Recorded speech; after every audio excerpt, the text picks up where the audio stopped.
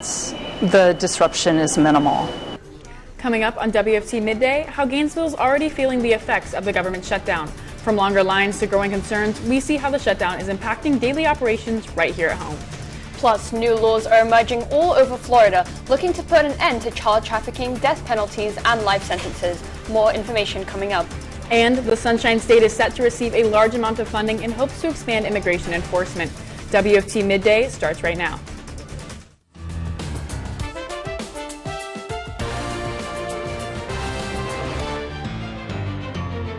You're watching WUFT Midday.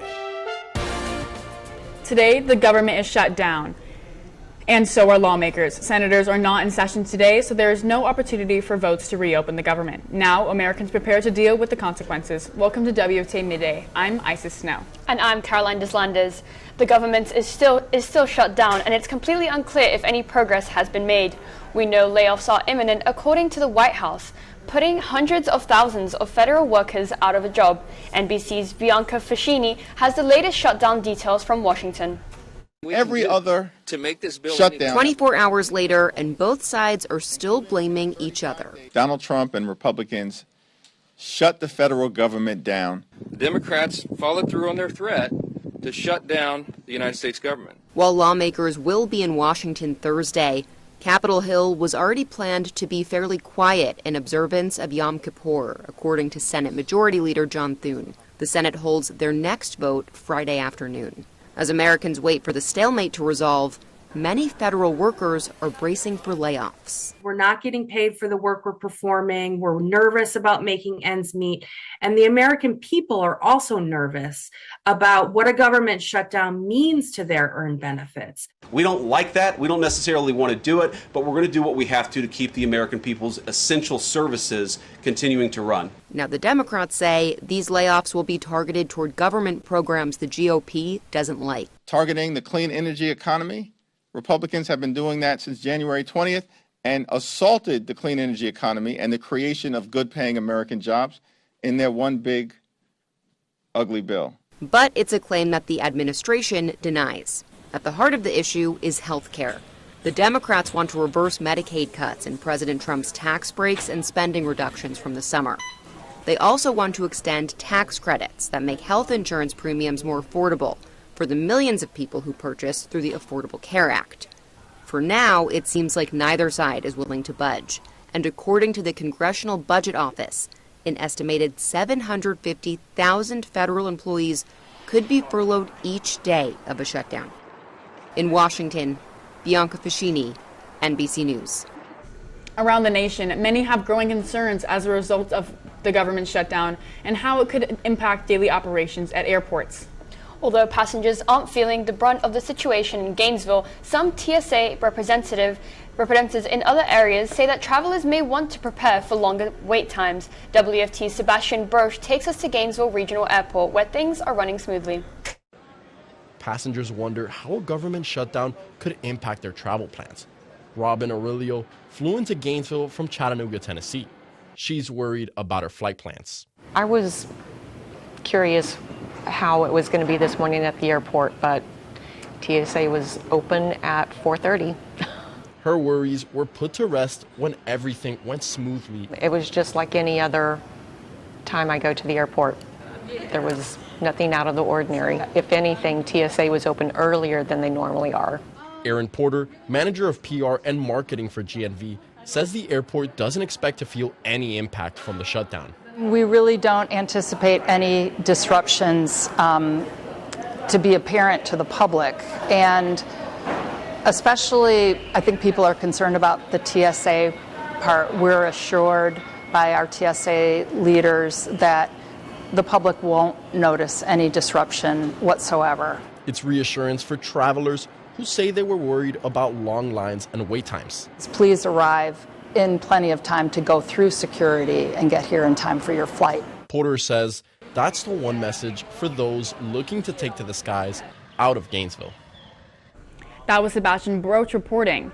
A number of new state laws went into effect today, and one law in particular puts the death penalty on the table for those convicted of child sex trafficking. Senate Bill 1804 will allow the maximum penalty of death for sexual predators, especially child trafficking. Lawmakers say this measure will strengthen protections for the state's most vulnerable neighbors. Here are the big takeaways of the new law. Adults who plan, finance, or direct travel that sexually exploit a child under 12 or a mentally incapacitated person can now face the death penalty or life without parole. Those convicted under the statute must also be designated as sexual predators. According to a state attorney in Palm Beach County, Florida has the third highest amount of child sex trafficking cases. Other key laws that went into effect: forbidding individuals from possessing, promoting, or soliciting sexual images without consent. Another high-profile one prohibits people from abandoning restrained dogs outside during a natural disaster like a hurricane. Lastly, new legislation increased penalties for DUI and BUI manslaughter for those with prior convictions. You can see a full list of Florida's new laws on WUFT.org and on our social media pages. After 3 weeks, the Gators are back home and students are excited to see the school spirit roaring all over campus. UF forecaster Jadyn Bottin is live in the weather studio to give us a heads up before you gear up for your weekend plans. Well, that's right. We've had some rainy and windy conditions throughout the week, and those are going to continue into the weekend, and we'll talk about that in just a second. But of course, our driver of our weather at this time of year is the tropics, and we've been talking about the tropics ramping up for a little bit now, but now we have some things closer to Florida. So here we have a 10% chance of development right here above the Florida Peninsula, and another one at a 20% chance of development out in the Atlantic. And these are super low chances of development, so it's nothing to worry about, but we'll keep an eye on them as they come a little bit closer to home than our past couple of systems. Of course, we're still keeping an eye on Tropical Storm Imelda. It's now post-tropical cyclone Imelda, and its maximum winds at 75 miles per hour right now, speeding up, moving. It's going to take that northern turn at about 29 miles per hour out in the Atlantic. And of course, our weather this week, rainy and windy. We're going to see these conditions continue into this weekend and throughout the rest of the week, but that's keeping our temperatures cool. We're down in the low 80s right now, even the low 70s in some places. Coming up, we're going to be talking about our temperatures staying cooler, talking all things tropics, and our rainy and windy weekend ahead. Florida is set to receive $13.6 million in federal funding to expand immigration enforcement. It's funded by U.S. Homeland Security to support the Florida Department of Highway Safety and Motor Vehicle Partnership with ICE. Officials say these resources will help protect officers and improve mobility. A portion of the funding will go towards equipment, new vehicles. The University of Florida new low ranking for free speech raised concerns for some students about whether they feel safe to share opinions on political events on campus. UF received a D. It ranked 45 out of 257 schools by the Foundation of Individual Right and Expression. Despite the low score, the administration insists it will continue protecting free speech and students. Citrus County residents can expect faster and safer emergency help. The county's fire rescue received $2 million to hire 13 firefighters. The added staffing will meet national standards, reduce crew fatigue, and improve outcomes during emergencies. Another major win for Citrus County residents as the fire rescue receives another grant from the Federal Emergency Management Agency to replace all outdated fire hoses. These replacements will improve safety, ensure better mutual aid response, and will reduce costs for local taxpayers. From the roots to your plate, you will find out how innovative place grows lettuce in a non-traditional way. WFT Isabela Reinoso went to an Alachua County farm where the technology used not only produces more crops, but keeps them growing all year long in a sustainable way. From conventional agriculture to a new technology that promises fresh and safe crops to the community, Alachua Greens provides neighbors and different local restaurants with different types of lettuces that are grown all year round without pesticides or chemicals. I really truly believe that this is the future, and we have to get to grow clean food.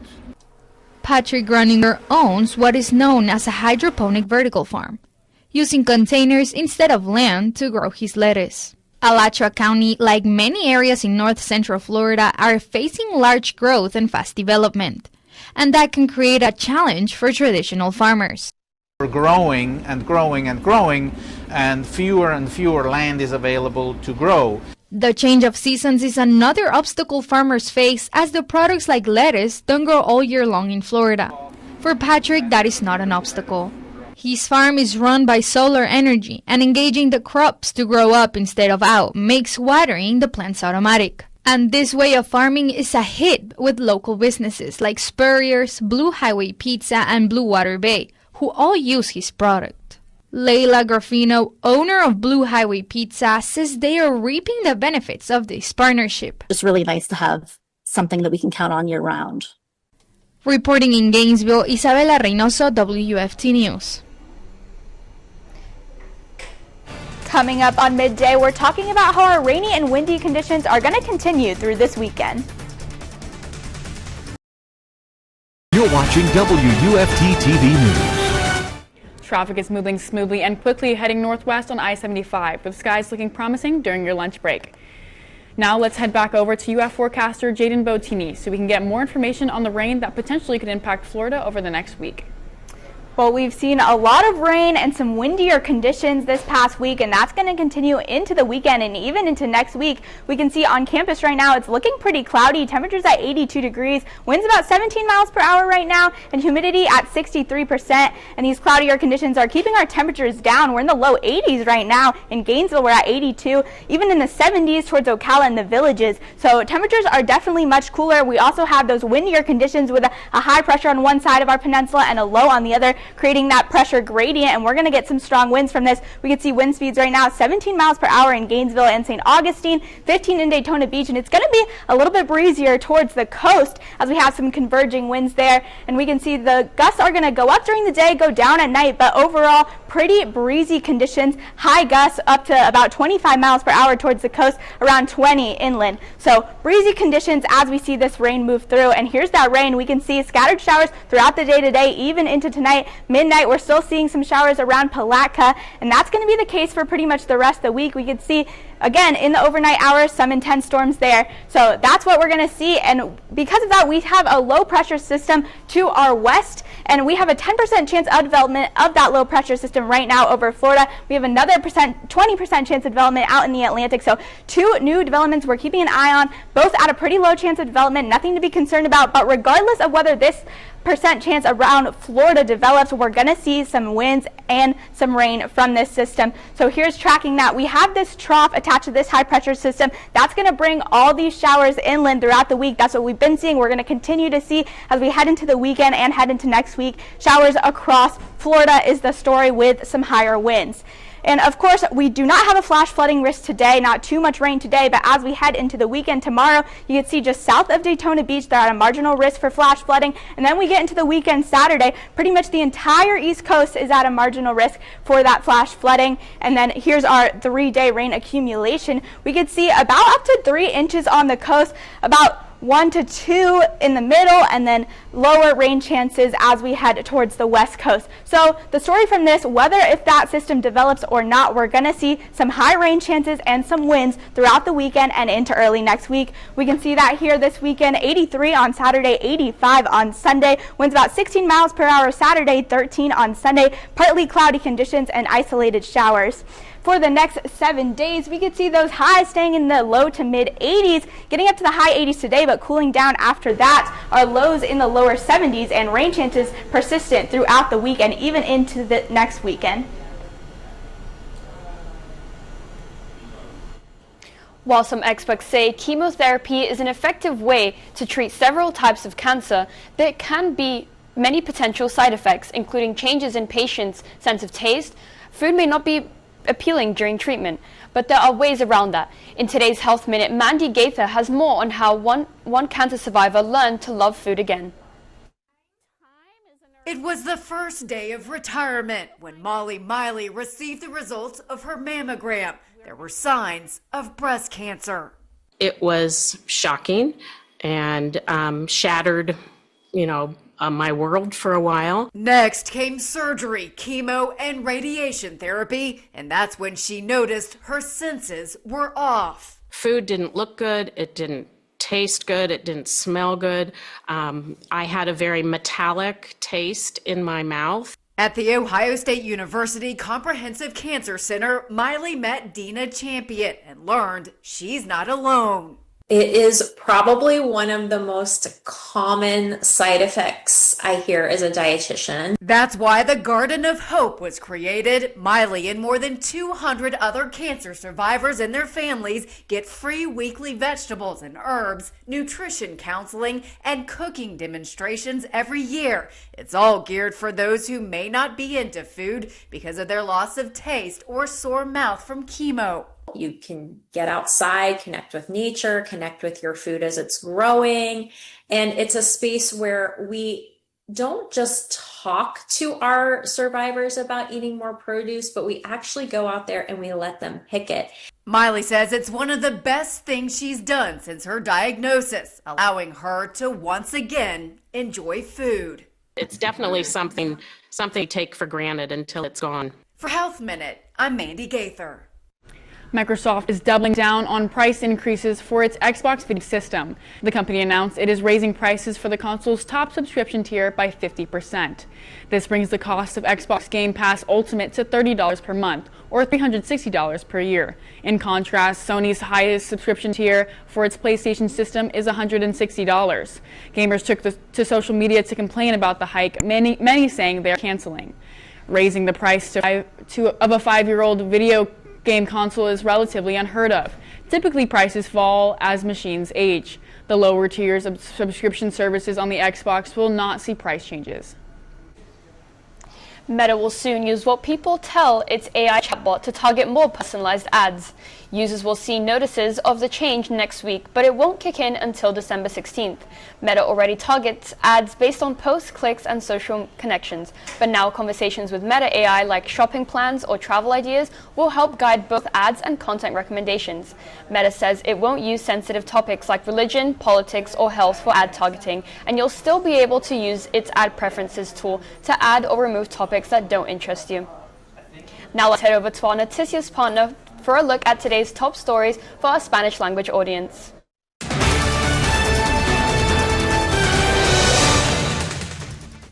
Hola, soy Maja con tus noticias en 90 segundos. Nuevas leyes estatales entraron en vigor el 1 de octubre, pero una ley en particular ahora pone la pena de muerte sobre la mesa para aquellos condenados por trata sexual de menores. El proyecto de ley del Senado 1804 permitirá pena máxima para los depredadores sexuales especialmente involucrados en la trata de niños. Los adultos que planifican, financian o dirigen viajes explotando sexualmente a niños menores de 12 años o una persona mentalmente incapacitada se enfrentarán a los cargos de esta nueva ley. Florida tiene la tercera mayor cantidad de casos de tráfico sexual infantil en la nación. El gobierno federal cerró parcialmente la medianoche del 1 de octubre, después de que el Congreso no lograra llegar a un acuerdo. ¿Cómo está el cierre del gobierno afectando a Florida?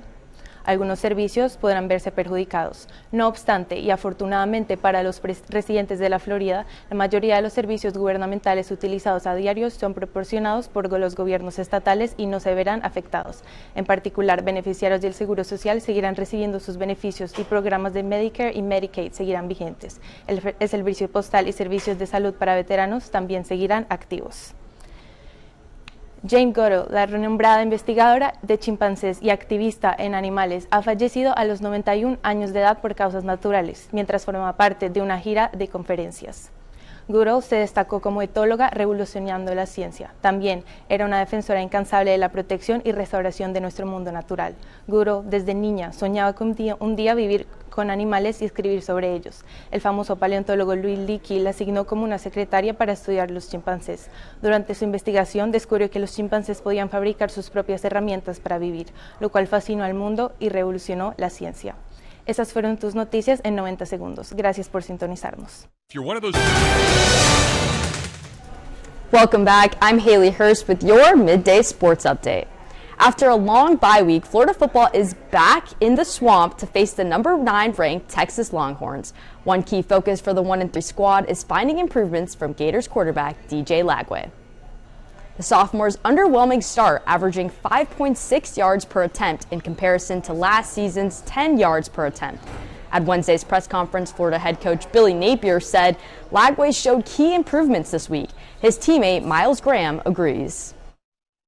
I think this has been his best week of practice this whole year. So I'm excited for DJ, and just the speed of the reps and seeing a defense like us is very beneficial to him.